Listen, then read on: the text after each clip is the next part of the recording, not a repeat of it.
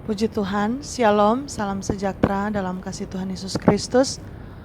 Mahasiswa yang dikasihi Tuhan, saat ini kita akan masuk dalam materi yang ketujuh dalam mata kuliah pengembangan kurikulum PAK dan PWG. Materi yang ketujuh ini yang akan kita bahas adalah implementasi kurikulum pendidikan agama Kristen. Beberapa hal yang akan kita lihat menyangkut implementasi kurikulum PAK adalah yang pertama, prinsip dan subkajian pengembangan kurikulum PAK. Prinsip-prinsip pengembangan kurikulum yang telah kita pelajari sebelumnya itu merupakan prinsip-prinsip umum bagi setiap mata pelajaran, juga berlaku bagi mata pelajaran pendidikan agama Kristen. Namun kita harus tahu bahwa ada pembeda penting dalam pengembangan kurikulum khusus pendidikan agama Kristen yang terletak pada beberapa pedoman pokok kurikulum PAK tersebut ya. Ada 5 pedoman pokok kurikulum pendidikan agama Kristen yang akan kita lihat, dan ini harus diperhatikan oleh setiap pendidik PAK atau kepada kita yang diberikan kepercayaan untuk menyusun mengembangkan kurikulum khusus pendidikan agama Kristen. Yaitu yang pertama, pedoman pokok yang pertama adalah bahwa kurikulum PAK itu disusun berdasarkan Alkitab. Alkitablah yang menjadi dasar kurikulum pendidikan agama Kristen. Buku-buku yang lain itu adalah sebagai penunjang saja, tetapi dasarnya adalah Alkitab. Yang kedua, penyusunan dan pengembangan kurikulum PAK itu harus berpusat pada Yesus Kristus. Dalam Alkitab terdiri dari Perjanjian Lama dan Perjanjian Baru.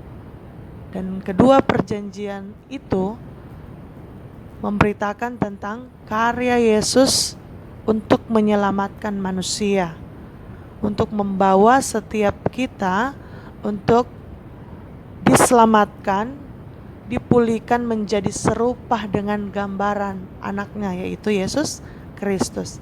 Dan setiap kurikulum yang dibuat itu harus berpusat kepada Yesus Kristus ya. Yang ketiga adalah pengembangan dan penyusunan kurikulum pendidikan agama Kristen itu berorientasi kepada peserta didik ya. Peserta didik kita, jadi apa yang menjadi kebutuhan mereka, apa yang menjadi pergumulan mereka ya, baik dalam konteks sekolah maupun gereja, atau kalau kita mau tidak ada di konteks gereja atau konteks sekolah, keluarga juga merupakan konteks pendidikan agama Kristen ya. Jadi kita harus melihat bahwa siapa peserta didik kita. Apakah peserta didik kita itu dalam kategori usia pendidikan anak usia dini, ataukah SMA atau SMP atau SD. Kita harus perhatikan hal itu karena orientasi kita adalah peserta didik. Karena yang harus kita jangkau, yang harus kita yang menjadi sasaran kita adalah peserta didik kita, supaya mereka mengalami pembaharuan hidup, pembaharuan dalam semua aspek, baik kognitif, afektif, dan psikomotorik. Yang keempat, pedoman pokok yang perlu diperhatikan oleh setiap pendidik PAK, setiap yang menyusun kurikulum, mengembangkan kurikulum, yaitu yang keempat adalah kurikulum PAK yang disusun dan dikembangkan itu harus mengandung unsur-unsur pendidikan yang kuat. Ya, saya kira kita sudah tahu apa itu unsur-unsur pendidikan ya. Yang unsur-unsur pendidikan itu yang pertama peserta didik ya, yang kedua itu adalah pendidik, ada guru, kemudian ada interaksi edukatif, yang keempat adalah ada tujuan pendidikan di sana, yang kelima ada materi pendidikan di sana, yang keenam ada alat dan metode strategi pembelajaran. Kemudian yang ketujuh, lingkungan pendidikan. Yang selanjutnya adalah sarana dan prasarana. Itu unsur-unsur pendidikan ya. Jadi dalam kurikulum PAK yang disusun dan dikembangkan itu harus mengandung unsur-unsur pendidikan yang kuat. Yang kelima, bahwa pengembangan kurikulum PAK dapat diterapkan dalam kehidupan sehari-hari oleh setiap peserta didik. Ya, jadi harus aplikatif. Kita harus tahu apa yang harus dilakukan oleh peserta didik kita, baik di konteks sekolah maupun gereja. Apa yang harus dilakukan oleh murid-murid kita maupun jemaat. Jadi ketika materi itu disampaikan, kita harus juga memberikan aplikasinya, apa yang sikap-sikap apa, perilaku apa yang harus diterapkan dalam kehidupan setiap hari untuk mencapai tujuan yang ditetapkan dalam materi tersebut. Ya, harus aplikatif. Rekan-rekan yang dikasihi Tuhan, penyusunan kurikulum PAK di Indonesia itu merupakan usaha yang dilakukan oleh setiap komponen kurikulum PAK untuk menunjukkan identitas Kristen dan ciri khas Kristen. Jadi ketika kita menyusun mengembangkan kurikulum PAK itu harus menunjukkan identitas kita sebagai orang Kristen, ciri khas Kristen itu seperti apa. Ya. Dan ketika kita menunjukkan identitas Kristen dan ciri khas Kristen itu merupakan tolak ukur utama ya, tolak ukur utama sehingga bisa kelihatan, oh ini adalah mata pendidikan agama Kristen. Khusus misalnya Kristen Protestan ya, pasti ada bedanya ya dengan Kristen dari misalnya Katolik dan sebagainya. Dan kita harus menunjukkan identitas Kristen ini. Dan apa yang harus kita lakukan yang menjadi pertimbangan dalam pengembangan kurikulum pendidikan agama Kristen sehingga kurikulum tersebut dapat menunjukkan identitas dan ciri khas Kristen. Ini hal-hal yang perlu yang menjadi tolak ukur utama sehingga setiap pendidikan agama Kristen, penyusun pengembang kurikulum pendidikan agama Kristen itu bisa akhirnya merumuskan menyusun sebuah kurikulum yang menunjukkan benar-benar identitas atau ciri khas Kristen. Ya, yang pertama itu yang harus menjadi tolak ukur utama, yaitu yang pertama bersifat inklusif. Artinya bahwa karena iman Kristen itu diaktualisasikan sebagai perwujudan kepercayaan tentang keselamatan yang ia terima dari Yesus Kristus, yaitu sehingga kurikulum pendidikan agama Kristen itu kita harus tahu bahwa haruslah berfungsi untuk mengarahkan dan mengimplementasikan baik isi atau materi ajar dan pengalaman kerohanian, dan melalui semua itu Allah dinyatakan dalam kehidupan kita. Allah dinyatakan dalam kehidupan peserta didik kita. Ya, jadi satu fokus kita yaitu agar supaya kita dapat membawa peserta didik kita memahami, mewujudkan kepercayaannya kepada Tuhan Yesus Kristus, menerima Yesus sebagai Tuhan dan Juru Selamat. Ya, jadi semua isi materi yang kita ajar itu harus mengarahkan supaya mereka mengalami Kristus. Allah dinyatakan di dalam setiap materi yang kita sampaikan. Yang kedua, jadi tolak ukur utama yang perlu kita perhatikan ya dalam penyusunan dan pengembangan kurikulum PAK supaya bercirikan identitas Kristen, yaitu yang kedua, memiliki integritas teologis yang bermanfaat, memberikan masukan bagi perumusan desain kurikulum PAK tersebut. Jadi harus ada integritas teologis, ya, ada pemahaman teologis yang benar dalam hal ini ya. Ketika kita menyampaikan sebuah materi yang menyusun sebuah isi atau materi pembelajaran, harus punya integritas teologis. jangan asal disampaikan begitu ya, sehingga materi yang kita sampaikan itu benar, tidak keliru, ya, tidak bertentangan dengan kebenaran firman Tuhan atau prinsip-prinsip hermeneutika. Yang selanjutnya, yang ketiga itu adalah kita haruslah yang diperhatikan adalah memiliki integritas edukatif dengan mempertimbangkan prinsip-prinsip pendidikan ya, yang termasuk masalah gaya belajar, kemudian konteks pendidiknya, peserta didik, metode dan sebagainya ya. Kalau tadi memiliki integritas teologis, yang selanjutnya yang keempat ini adalah haruslah memiliki integritas edukatif ya. Jadi prinsip-prinsip pendidikan kita tidak boleh lupa. Seperti yang tadi sudah disampaikan, unsur-unsur pendidikan perlu diperhatikan ya. Prinsip-prinsip pendidikan seperti gaya belajar. Gaya belajar itu kita harus tahu, gaya belajar anak usia dini seperti apa, gaya belajar remaja seperti apa, gaya belajar manula seperti apa ya, kalau itu dalam konteks gereja. Jadi kita perlu mengetahui dan perlu mendalami tentang hal ini supaya kita bisa menerapkan atau membuat strategi metode yang sesuai ya. Konteks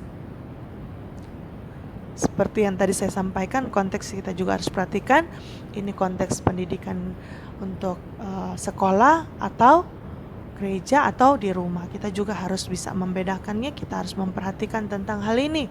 Karena setiap konteks pasti punya ciri khas materi yang berbeda sesuai dengan kebutuhan yang ada ya. Kalau di gereja konteks pendidikan itu sangat kompleks ya, peserta didik yang kita hadapi itu sangat kompleks. Saya katakan sangat kompleks karena semua kategori usia ada di konteks pendidikan di gereja ya, baik anak, kemudian usia sekolah, kemudian remaja, kemudian pemuda, usia pemuda, dewasa muda ya, dewasa tengah, dewasa tua, lansia, semua ada dalam konteks pendidikan yaitu gereja.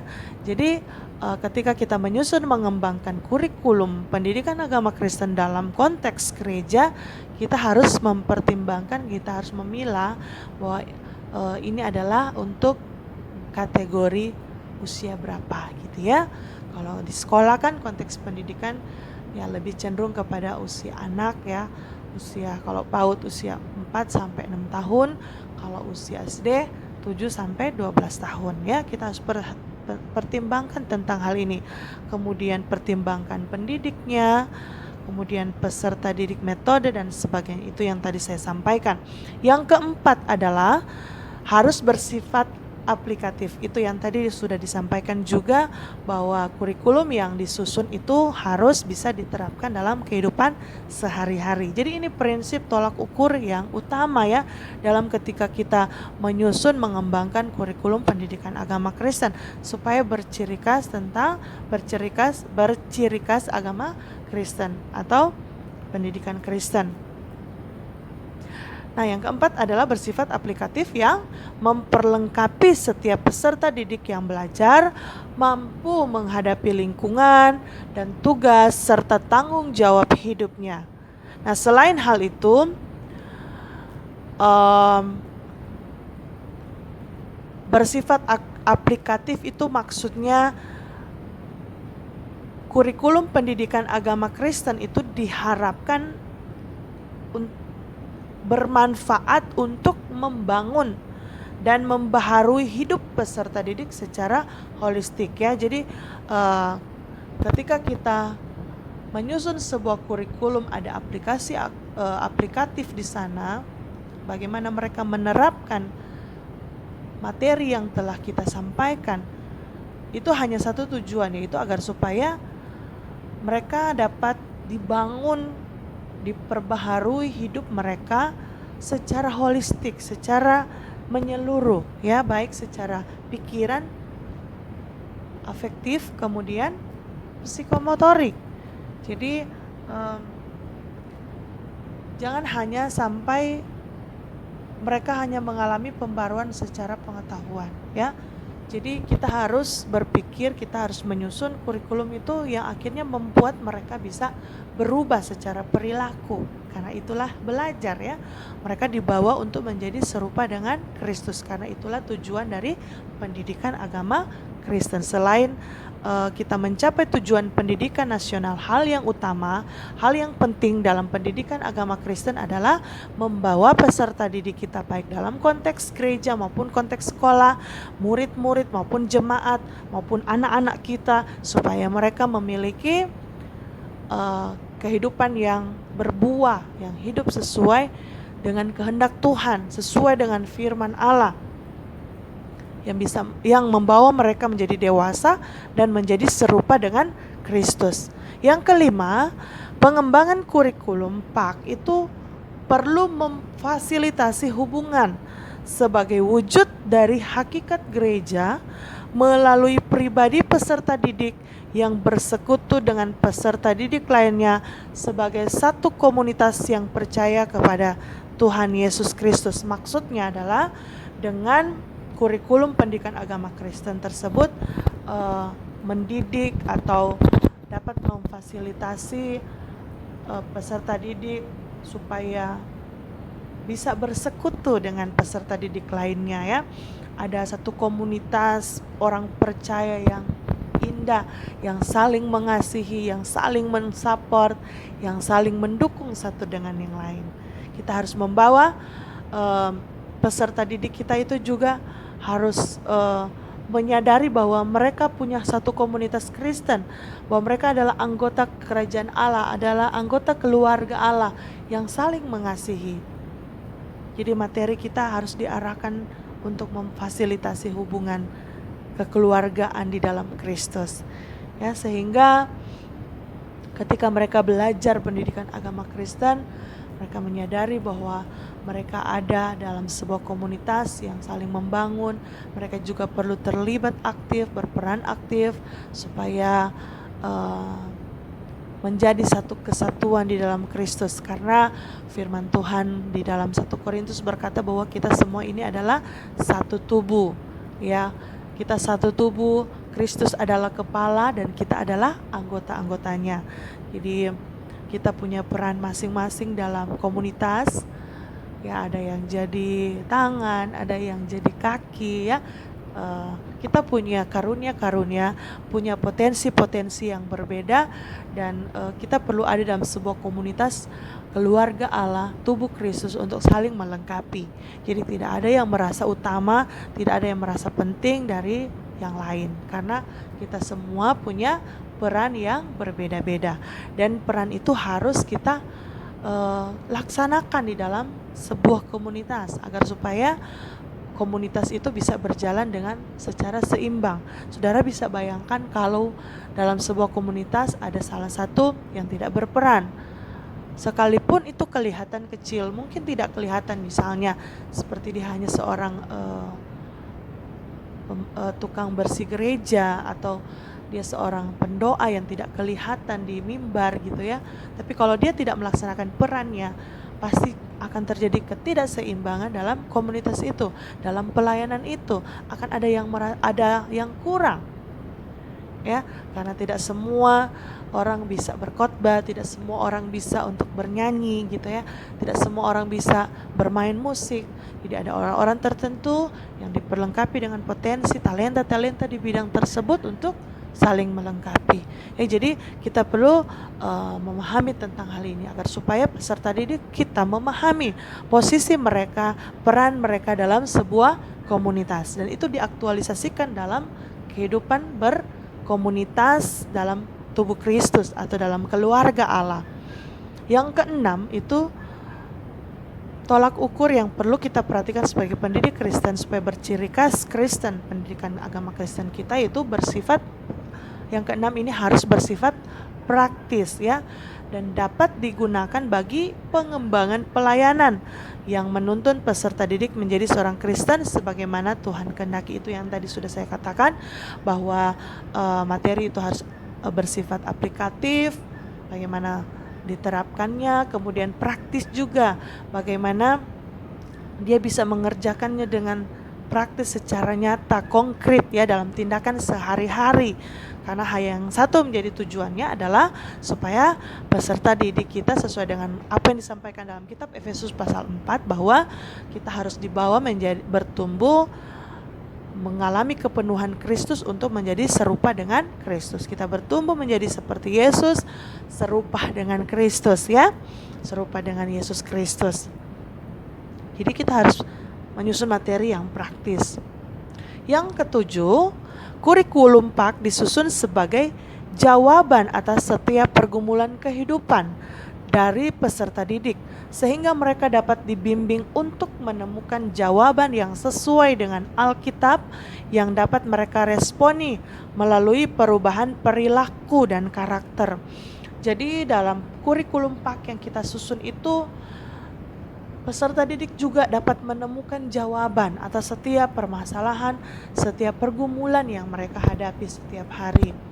Ya, kita tahu bahwa ketika kita ada di dunia, orang-orang Kristen, mereka berada di dunia, begitu banyak tantangan, begitu banyak persoalan yang harus dihadapi sebagai seorang Kristen, sebagai seorang murid Kristus.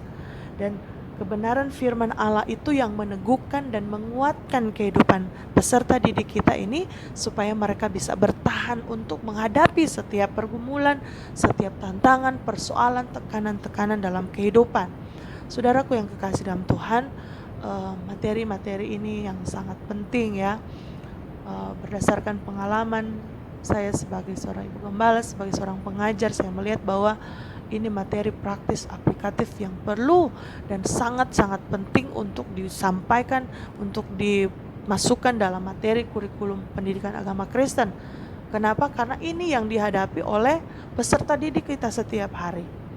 Ya, misalnya saya kasih contoh dalam konteks gereja, khususnya ya untuk tempat pelayanan kami.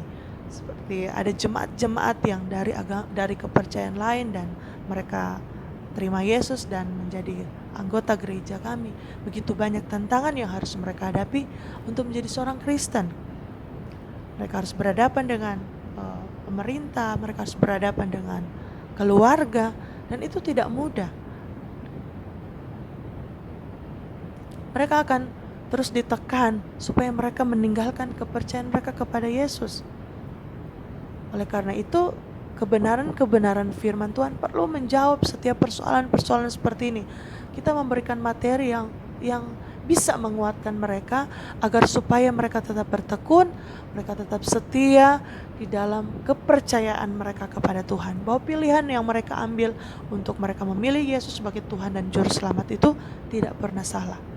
Ada kekuatan Roh Kudus yang terus memampukan mereka untuk hidup sesuai dengan kehendak Tuhan. Mereka bisa berjuang, mereka bisa bertahan di tengah-tengah kondisi tekanan-tekanan yang ada. Ya, kita juga berhadapan dengan kondisi jemaat yang berjuang, bergumul dengan ekonomi ya. Mereka kadangkala ikut Yesus akhirnya dipecat dari pekerjaan, atau mereka kesulitan mencari pekerjaan karena ada tempat-tempat kerja tertentu yang tidak menerima orang Kristen misalnya gitu ya. Dan ini merupakan perjuangan, pergumulan yang tidak mudah yang dihadapi oleh jemaat-jemaat atau peserta didik kita. Oleh karena itu, kita perlu menyampaikan materi-materi yang bisa menjawab pergumulan mereka. Banyak sekali tantangan pergumulan dari setiap peserta didik yang kita hadapi, bermacam-macam. Ya, itu yang saya sampaikan itu cuma 2 hal saja yang menonjol di tempat pelayanan kami ya, berhubungan dengan tekanan mereka untuk menjadi pengikut Yesus. Kemudian mereka juga harus berjuang dengan ekonomi. Banyak jemaat kami yang bangkrut ya, yang kehilangan pekerjaan, dan kita harus mensupport mereka, kita harus mendoakan mereka, kita harus menyampaikan kebenaran-kebenaran firman Tuhan yang menjamin pemeliharaan Tuhan atas hidup mereka, bahwa Tuhan sanggup memelihara mereka sekalipun mereka sekarang belum punya apa-apa ya. Dan begitu juga ketika kita ada dalam konteks sekolah, banyak anak-anak remaja yang sedang bergumul identitas diri mereka, dan kita katakan kepada mereka bahwa engkau berharga, engkau mulia karena engkau sudah ditebus dengan darahnya. Itu menunjukkan betapa bernilainya, betapa berharganya engkau gitu ya. Kemudian anak-anak juga ya, anak-anak kecil juga ada pergumulannya ya. Pergumulan mereka untuk berkembang, untuk bertumbuh, untuk sehat ya. Dan kita akan menjawab semua kebutuhan pergumulan mereka dengan kebenaran firman ya, bukan dengan hikmat kita, tetapi dengan hikmat Tuhan, dengan firman Tuhan yang memberikan jaminan, kepastian, jawaban di dalam kehidupan mereka yang bisa disampaikan, disusun dalam kurikulum pembelajaran atau pendidikan agama Kristen. Yang kedelapan adalah kurikulum PAK yang disusun dan dikembangkan itu memiliki keterkaitan dengan kurikulum mata pelajaran lainnya ya. Jadi kita bisa menyampaikan atau menyusun materi yang ada kaitannya ya. Misalnya kita membahas tentang hukum ya, kita hukum yang ada di Indonesia, tetapi bagaimana kita melihat dari hukum keadilan Tuhan bagi manusia ya. Kita bisa ada sangkut paut, kita bisa mengaitkan ya satu dengan yang lain, dengan kita tetap melihat pada terang kebenaran firman Tuhan ya. Tetap semua harus disaring ya, disaring dan disesuaikan dengan kebenaran firman Tuhan, karena kita harus ingat bahwa Alkitab adalah dasar dari materi kita, dasar dari kurikulum yang akan kita buat. Yang selanjutnya kita akan lihat subkajian kurikulum pendidikan agama Kristen. Jadi wawasan pendidikan Kristen itu sebagaimana yang disusun dan dikembangkan dalam kurikulum PAK telah memperhatikan komponen-komponen pembentukan kurikulum dan mengimplementasikan 9 substansi kajian PAK. Dan ini yang saya sampaikan di dalam materi saya ini adalah 9 substansi kajian PAK yang telah disepakati dalam pertemuan koordinator antara tim pengembang agama-agama yang ada di Indonesia yang dilaksanakan pada tahun 2006 ya. Ini seperti yang disampaikan oleh LASE tahun 2007. Jadi ini lebih ke perguruan tinggi ya. Tapi tidak jadi masalah, kita bisa, kalau untuk kategori yang lain kita bisa beradaptasi sesuai dengan kebutuhan yang tadi ya, sesuai dengan pergumulan, sesuai kebutuhan, kemudian sesuai dengan kategori usia ya. Jadi kita perlu memperhatikan tentang hal itu. Jadi ini yang disampaikan ini adalah subkajian yang bisa disampaikan, dimasukkan ke dalam kurikulum atau materi pendidikan agama Kristen. Yang pertama adalah subkajian tentang Tuhan. Subkajian yang membahas mengenai konsepsi Tuhan menurut iman Kristen, Tuhan yang dikenal dalam hidup keseharian, dalam rangka pemahaman tentang Tuhan, juga dibahas tentang agama ya. Apa itu agama, kemudian apa perannya bagi manusia, khususnya mengenai hakikat kekristenan gereja dan ciri khas kekristenan berupa dogma dan ajaran Kristen. Ya, jadi ketika kita menyampaikan ini dalam konteks murid-murid, kalaupun itu di SD, kita menyesuaikannya bagaimana kita menjelaskan tentang konsep Tuhan menurut iman Kristen dengan bahasa yang sederhana yang bisa dipahami oleh anak-anak didik kita di sekolah dalam kategori usia SD atau pendidikan anak usia dini. Yang selanjutnya adalah manusia. Subkajian adalah mengenai konsepsi manusia menurut kekristenan, yaitu manusia sebagai mahkota makhluk ciptaan Tuhan yang memiliki harkat dan martabat yang mulia, yang diciptakan segambar dan serupa dengan Kristus ya. Manusia sebagai makhluk multidimensional ya. Jadi kita perlu menjelaskan tentang konsep manusia supaya peserta didik kita tidak salah, karena isu-isu yang waktu dulu ya dalam mata pelajaran yang lain bahwa manusia itu berasal dari kera ya. Jadi kita harus meluruskan pemahaman-pemahaman ini dengan kebenaran yang sesuai dengan kebenaran firman. Kita harus sampaikan bahwa manusia itu adalah makhluk ciptaan Tuhan yang paling mulia, yang lebih tinggi ya, yang punya harkat martabat, yang diciptakan serupa dan segambar dengan Tuhan. Ya, jadi kita harus mendobrak pemahaman-pemahaman yang keliru ini ya, sehingga beserta diri kita punya pemahaman yang benar siapa diri kita sebenarnya di hadapan Tuhan. Yang selanjutnya adalah hukum, subkajian tentang bagaimana Alkitab berbicara tentang hukum dan keadilan ya, termasuk peran bagaimana mahasiswa ya, karena ini perguruan tinggi dalam memelihara dan mengembangkan hukum dan keadilan di Indonesia. Saya kira ini khusus mahasiswa, bagaimana mahasiswa memelihara, mengembangkan hukum dan keadilan di Indonesia. Karena ya kita tahu sendiri bahwa mahasiswa yang terjadi sekarang lebih cenderung demo di sini sana, kadang-kala demo tanpa pengertian yang benar, tanpa alasan yang jelas ya, sehingga mengacaukan bangsa dan negara, membuat bangsa negara rugi gitu ya saudara. Oleh karena itu kita perlu menjelaskan, memberikan pemahaman yang benar kepada mahasiswa supaya apa posisi mereka sebagai mahasiswa di dalam menunjang pembangunan Indonesia atau memberi kontribusi yang baik, yang benar sesuai dengan firman Allah bagi bangsa ini. Ya, bukan hanya sekedar mengacau balakon bangsa ini oleh karena dihasut dan sebagainya ya. Nah, bagaimana kita menjelaskan kepada masyarakat agar supaya masyarakat bisa berperan aktif dalam menjadi teladan, menjadi terang garam bagi bangsa atau masyarakat yang ada di sekitar. Yang selanjutnya adalah moral. Subkajian yang disampaikan dalam moral adalah pilihan dan pengambilan keputusan moral. Mahasiswa Kristen diharapkan mampu memiliki kemampuan memfilter berbagai tawaran nilai-nilai kehidupan dengan menggunakan nilai dan moral Kristen sebagai tolak ukur.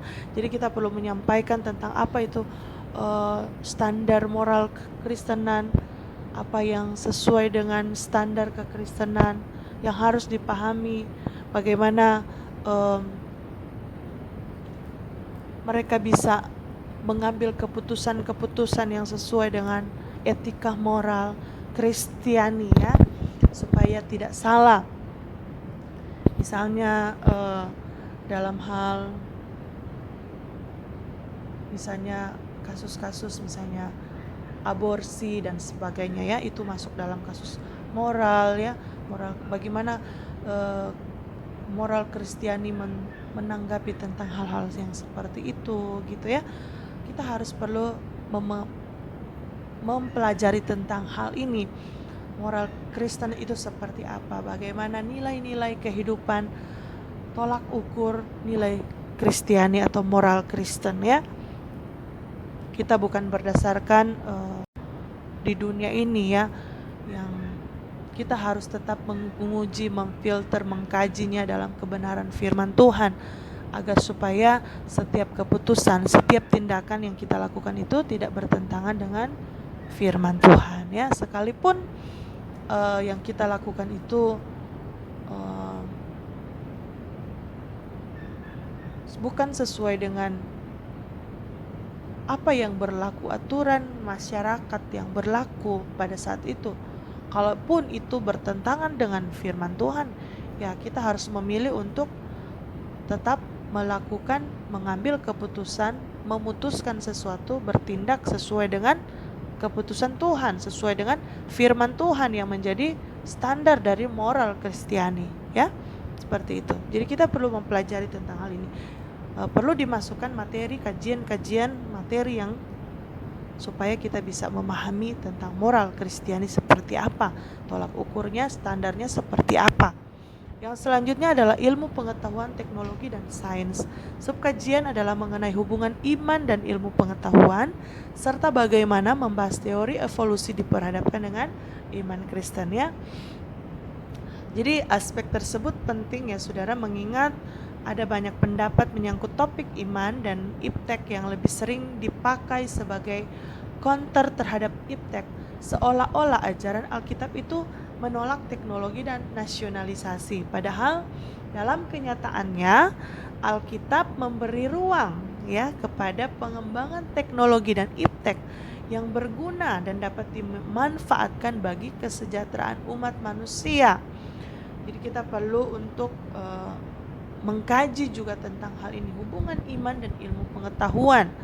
Ya, saya kira sebenarnya ilmu pengetahuan, perkembangan iptek dan teknologi sains itu tidak salah, tapi yang salah kadangkala dalam kita yang salah kepada orangnya ya.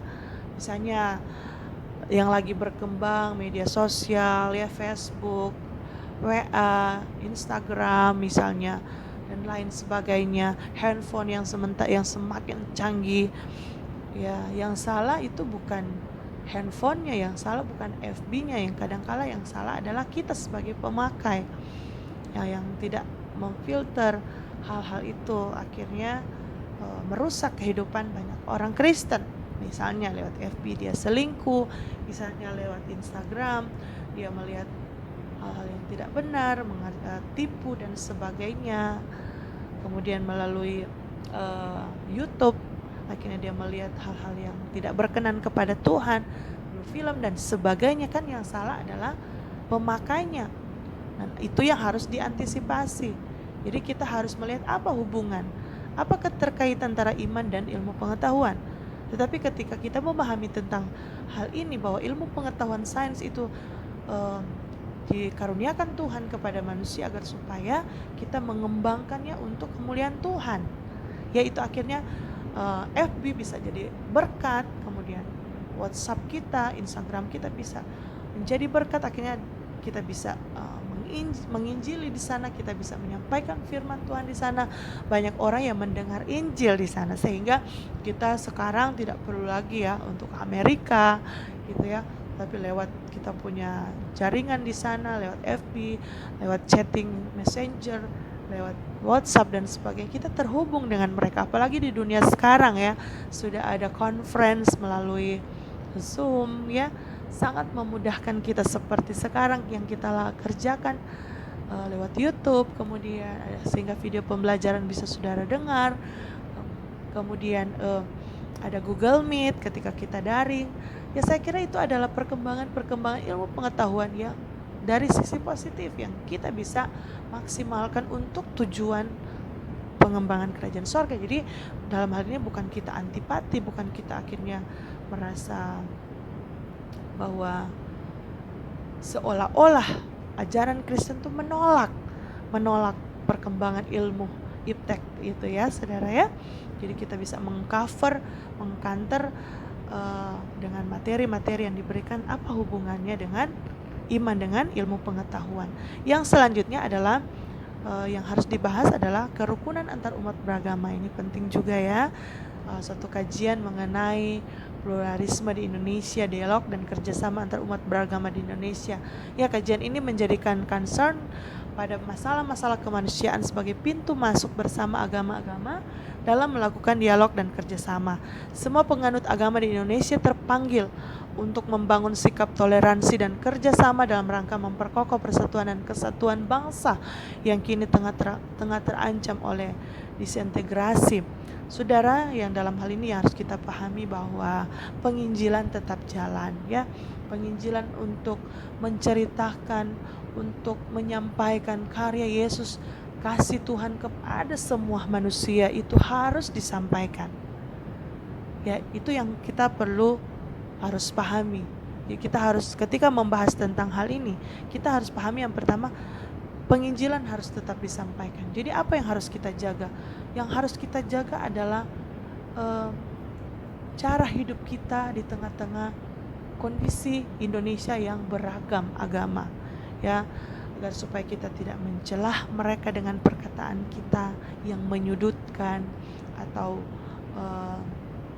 kita mencelah kepercayaan mereka dengan kata-kata kasar, atau kita mengejek apa yang mereka yakini, nilai-nilai yang mereka yakini, atau hari raya yang mereka laksanakan. Saya kira kita tidak boleh seperti itu ya. bagi kita sebagai orang Kristen, panggilan Tuhan bagi kita adalah memberitakan kasih Tuhan, menunjukkan kasih Tuhan kepada mereka, ya. Sehingga ketika kita memberitakan kasih Tuhan, itu dalam hal ini kita tidak mengejek agama mereka, sehingga kita tidak akan disalahkan. Karena seringkali gini saudara, banyak orang yang sulit membedakan tentang hal ini. Oh, jadi kalau saya sudah menghargai, menjaga kerukunan antar umat beragama, berarti saya tidak perlu menginjili mereka, nanti mereka marah dan sebagainya. Saya kira ini bukan alasan kita, ya. Karena penginjilan harus tetap jalan. Kita menceritakan tentang kasih Yesus tetap jalan. Kan kita sedang tidak menyinggung tentang agama mereka. Kan kita sedang tidak menyinggung tentang kepercayaan mereka, keyakinan mereka. Kemudian kita sedang tidak menyinggung tentang hari-hari raya besar mereka, kitab suci mereka. Yang kita ceritakan adalah bagaimana karya Yesus yang mengasihi mereka. Saya percaya bahwa kita tidak akan dipersalahkan, ya. Sehingga sekalipun kita harus menginjil, kita akan tetap menjaga kerukunan umat beragama di seluruh Indonesia yang ada, ya. Yang selanjutnya adalah masyarakat. Subkajian difokuskan pada tanggung jawab orang Kristen dalam rangka pemberdayaan masyarakat, iman yang mewujud dalam tindakan, serta berbagai bentuk partisipasi nyata mahasiswa dalam rangka menjalankan tanggung jawab panggilannya sebagai warga bangsa. Ya, itu yang tadi saya sampaikan, bahwa materi-materi ini perlu disampaikan kita agar supaya kita bisa menjadi terang dan garam bagi dunia ini. Karena kita bukan jemaat yang kita bina, bukan hanya berada di gereja, mereka hanya ada dalam ruang lingkup gereja, hanya pergi datang beribadah pulang dan begitu saja setiap minggu. Tetapi kita bergereja karena ada satu tujuan, kita belajar firman karena ada satu tujuan, itu seperti apa yang disampaikan oleh Tuhan Yesus, pesan terakhirnya dalam amanat agung, agar supaya kita pergi dan mengajar, membaptis mereka dalam nama Tuhan Yesus Kristus, agar supaya mereka menjadi murid Kristus juga. Jadi dari orang yang ada dalam gereja kita perlengkapi lewat kurikulum pendidikan agama Kristen, mereka diperlengkapi menjadi murid Kristus. Selanjutnya mereka keluar, mereka juga harus didorong untuk bisa menjadi berkat, menjadi terang dan garam bagi sekitarnya yang ada di luar sana. Yang selanjutnya adalah budaya. Subkajiannya adalah peserta didik sebagai hati nurani rakyat turut aktif merekonstruksi budaya menjadi budaya kerja keras untuk kesejahteraan hidupnya. Ya, jadi ada budaya-budaya yang harus kita tetap terapkan dalam kehidupan kita. Ya, budaya-budaya yang pasti, saudara, budaya-budaya yang tidak bertentangan ya dengan ajaran Kristen, nilai-nilai Kristen, ya, itu yang harus kita terus ajarkan. Misalnya budaya kerja keras, kita harus jadi anak yang rajin, kita harus menjadi masyarakat yang rajin, masyarakat yang bisa untuk saling mendukung satu dengan yang lain. Saya kira itu budaya yang baik yang perlu kita terus tetap terapkan, yang perlu terus kita sampaikan kepada peserta didik kita supaya menjadi hal yang bisa akhirnya mereka terapkan di dalam kehidupan mereka setiap hari. Yang selanjutnya itu adalah politik. Subkajiannya adalah makna dan partisipasi dalam kehidupan politik, membantu mahasiswa memahami tentang tanggung jawabnya di bidang politik serta bagaimana menggunakan haknya secara baik, benar dan bertanggung jawab sesuai dengan hati nuraninya, ya. Yaitu jadi implementasinya kepada ketika misalnya pemilihan umum jangan menjadi orang yang tidak bertanggung jawab, tidak menggunakan hak kita dalam memilih dengan baik dan benar, ya. Kadangkala ini perlu diajarkan, ya, dan sangat penting agar supaya ada peran aktif dari masyarakat, khususnya anggota gereja, khususnya orang-orang Kristen, agar supaya mereka berperan aktif dalam hal-hal seperti ini, sehingga kita bisa menjadi berkat dan kita bisa menggunakan hak pilih kita untuk menentukan bangsa kita, ya. Jangan memakai kecerdasan kita akhirnya seperti yang tadi saya sampaikan untuk demo, menghancurkan barang-barang, fasilitas-fasilitas negara dan sebagainya.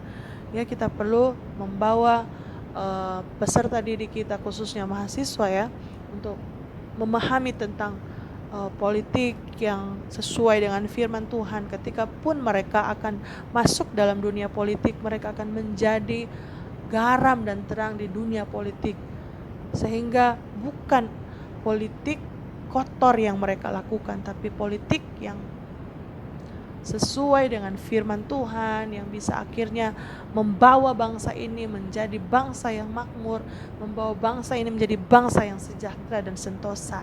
Ya, saya kira dengan ada pribadi-pribadi orang-orang Kristen yang di dalam pemerintahan, di dalam politik, anggota dewan dan sebagainya, mereka menjadi berkat di sana. Akhirnya politik itu yang ada di Indonesia itu berubah menjadi politik yang bersih, ya. Itu yang kita rindukan setiap saat, ya, supaya akan ada orang-orang Kristen yang duduk di pemerintahan, orang-orang Kristen yang takut akan Tuhan, yang bisa bekerja untuk kebaikan kesejahteraan bangsa Indonesia, ya. Yang selanjutnya adalah kita lihat bahwa kesembilan sub kajian yang telah saya sampaikan tadi, saudara, itu didasarkan pada penyajian proses pembelajarannya. Jadi dibutuhkan kehadiran pendidik PAK yang berkompetensi, ya, berkualifikasi, berkualitas dalam melaksanakan tugas dan tanggung jawab. Ya, sejalan dengan kompetensi dan kualitas mereka, apa yang disampaikan oleh E.G. Homrichhausen dan I.H.N. Clark, itu ada beberapa hal saya akan sampaikan. Yang pertama adalah gereja dapat menyampaikan Injil kepada setiap peserta didik yang menjadi alat kesaksian Injil itu sendiri, ya. Jadi perhatikan hal yang pertama, kita harus memberitakan Injil kepada peserta didik kita, membawa mereka supaya mengalami perjumpaan dengan Kristus sebagai Tuhan dan Juru Selamat mereka, ya. Karena apabila mereka belum percaya Yesus, roh mereka masih mati, ya, saya kira apapun etika-etika moral, kebaikan-kebaikan yang kita ajarkan kepada mereka, saya kira mereka tidak akan menangkapnya dan tidak melakukan, dan tidak ada mengalami pembaruan hidup dalam hidup mereka. Oleh karena itu Injil harus disampaikan, mereka harus percaya Yesus, roh mereka dihidupkan kembali, roh mereka respon dengan apa yang disampaikan oleh kita, ya, sebagai pengajar-pengajar PAK.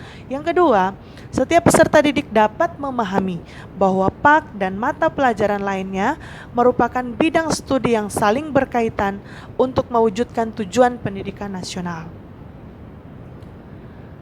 Oke, jadi yang kedua ini kita harus memperhatikan bahwa pendidikan agama Kristen itu juga harus mewujudkan tujuan pendidikan nasional. Selain apa yang sudah kita bahas sebelumnya, kalau tujuan pendidikan dari PAK khususnya dalam Efesus 4 itu bahwa kita harus menjadikan peserta didik kita bertumbuh menjadi serupa dengan Kristus. Tapi kita jangan lupa juga bahwa melalui pendidikan agama Kristen, kurikulum yang kita buat itu akan mengarahkan, membimbing peserta didik kita untuk mencapai mewujudkan tujuan pendidikan nasional. Yang ketiga, pelaksanaan kurikulum PAK di sekolah menolong tugas gereja lebih efektif dan maksimal. Yang keempat, PAK menjadi mata pelajaran mutlak dari kebudayaan segenap masyarakat yang menuntut kurikulum PAK membimbing peserta didik dan pendidiknya menjadi warga negara yang bertanggung jawab untuk membangun negara ini menjadi bangsa yang beradab dan berbudaya. Saya kira ini yang sudah saya sampaikan tadi,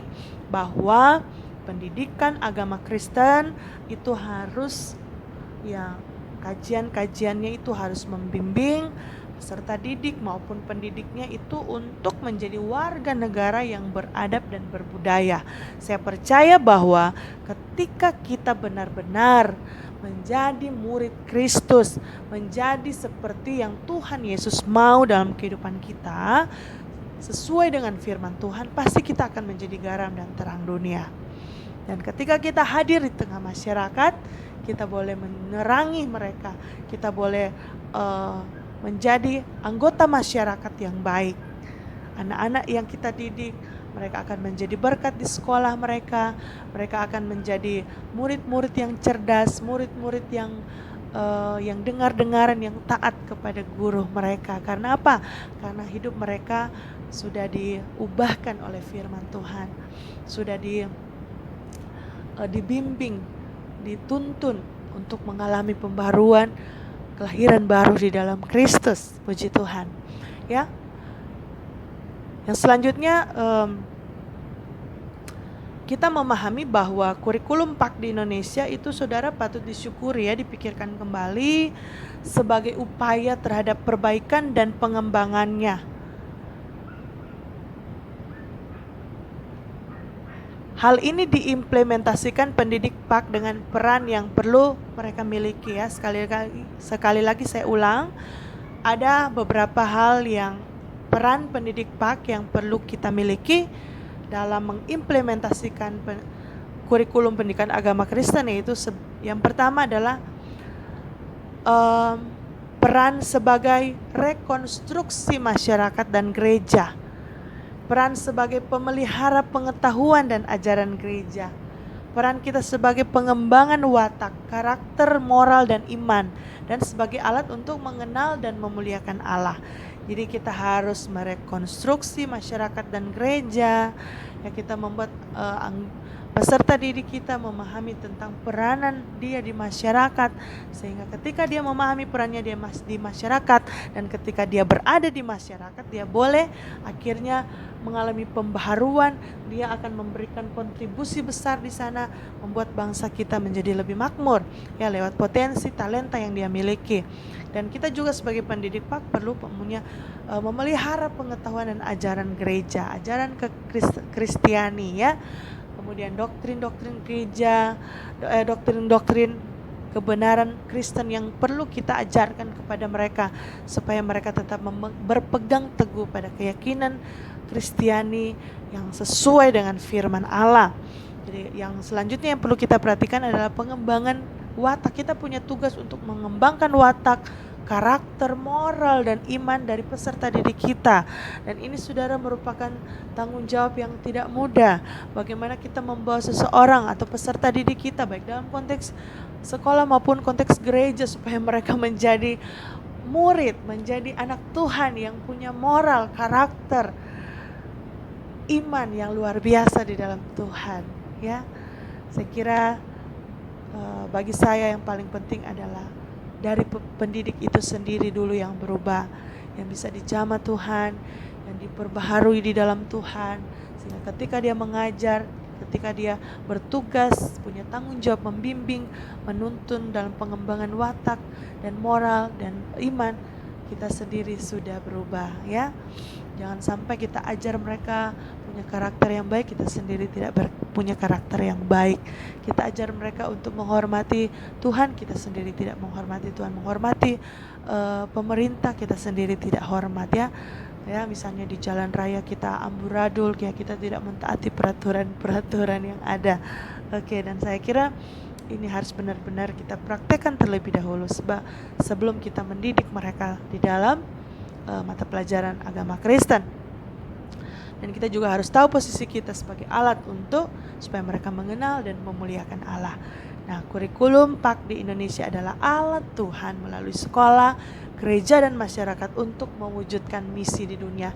Jadi itu yang harus kita pahami, bahwa pakailah kurikulum pendidikan agama Kristen sebagai alat untuk menyalurkan kehendak Tuhan bagi dunia ini, sehingga visi misi atau misi yang Tuhan kehendaki untuk terjadi bagi dunia ini bisa terrealisasi lewat mata pelajaran atau kurikulum pendidikan agama Kristen yang kita susun, ya.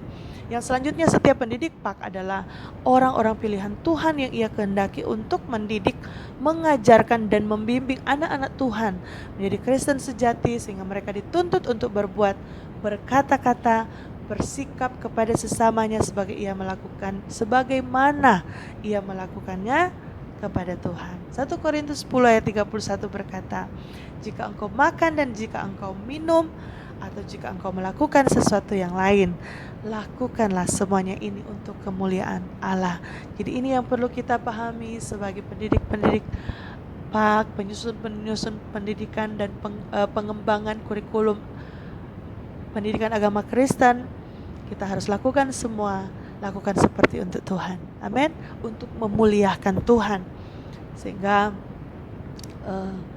yang kita hasilkan itu adalah produk-produk murid-murid jemaat yang kita layani adalah orang-orang yang takut akan Tuhan. Murid-murid yang kita bina itu adalah murid-murid yang menyenangkan hati Tuhan, yang sesuai dengan firman Tuhan ya. Setiap pendidik PAK itu adalah pilihan Tuhan ya.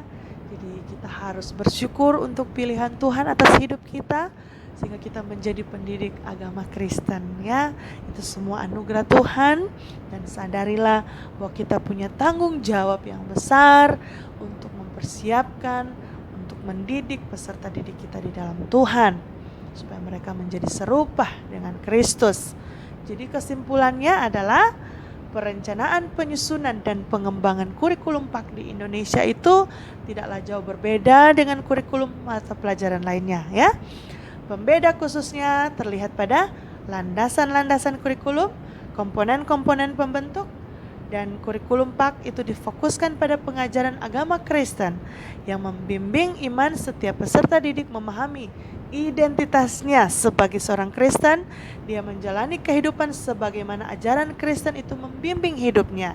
Dengan kata lain, bahwa tugas pokok pelaksanaan kurikulum pendidikan PAK yang harus kita perhatikan ketika kita menyusun pendidikan agama kurikulum PAK, dan ketika kita mengimplementasikan pendidikan agama Kristen di konteks sekolah, konteks gereja maupun keluarga, itu adalah memanusiakan peserta didik kita menjadi seorang pribadi yang manusiawi, yang sesuai dengan ajaran Alkitab. Yang pasti saya percaya bahwa ketika peserta didik kita dibimbing untuk menjadi seperti Kristus sesuai dengan firman Allah, dia akan memiliki karakter, nilai moral hidup yang baik. Dan akhirnya ketika dia tampil di masyarakat, dia menjadi manusia yang berguna bagi bangsa dan negara Indonesia, atau dia berguna bagi bangsa dimanapun dia berada. Puji Tuhan, Tuhan Yesus memberkati. Ini saja materi yang disampaikan dalam